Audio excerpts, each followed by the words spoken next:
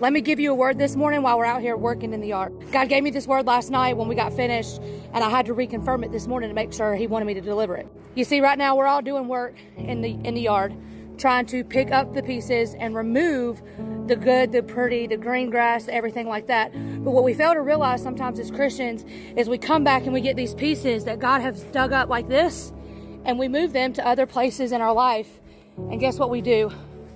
We plant them in a place that doesn't seem perfect. So this spot right here is all hilly and it didn't make any sense. But now that we're taking the pieces of what Tyler basically is representing as God, is removing those pretty pieces and placing them in places that don't quite make sense. And see, that's kind of how God works. He removes the pretty from the outside, removes the pretty pieces from our life, and takes those and uses those pieces to build in the gaps and the holes in our life so that we can become whole in Jesus Christ. So all that means is that God's going to remove things from your life, whether pretty or not, and use them to fill in the gaps in your life.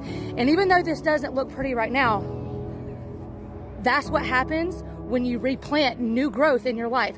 See how that starts to grow and look pretty? That's the exact same thing God does for your life.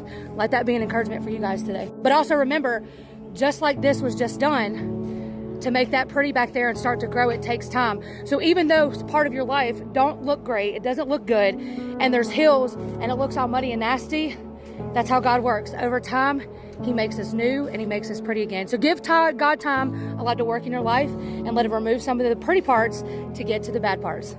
Y'all have a good day.